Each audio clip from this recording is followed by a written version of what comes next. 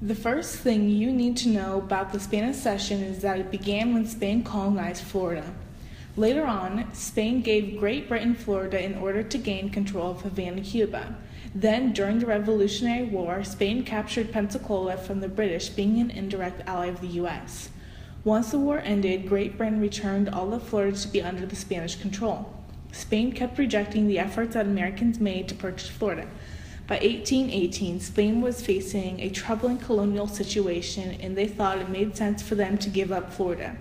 Spain was tired because of the Peninsular War in Europe and needed to rebuild its credibility.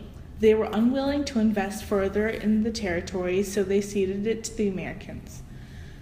The United States acquired the land in 1819.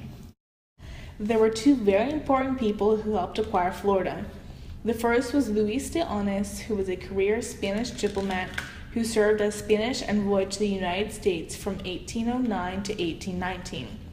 The second was John Quincy Adams, who was an American statesman who served as a diplomat, minister, ambassador to foreign nations, treaty negotiator, United States Senator, U.S. Representative from Massachusetts, and the sixth President of the United States from 1825 to 1829.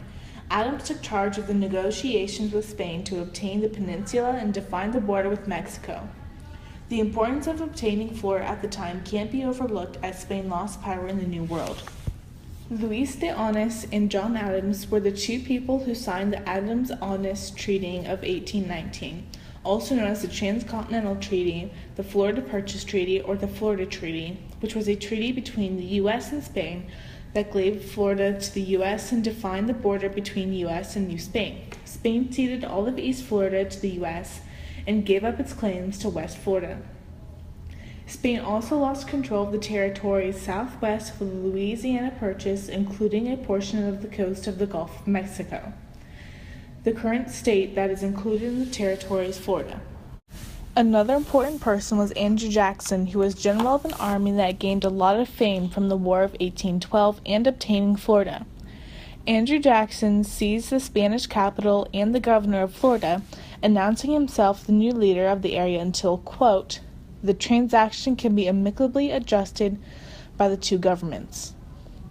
With the Spanish and Native Americans defeated, Jackson returned triumphantly home to Nashville.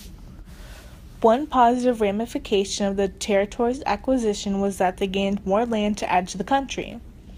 Another good thing was that the people that lived in the area before were trying to destroy the villages on the coast, and it was hard for people to live there. Once the U.S. took over the territory, they rid the area of ransackers, and people were able to live safely in their homes.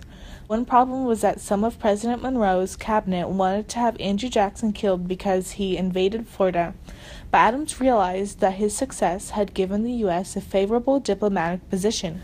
One other negative thing was that the U.S. had to give money to the Spanish government as a result of the Adams-Onis Treaty.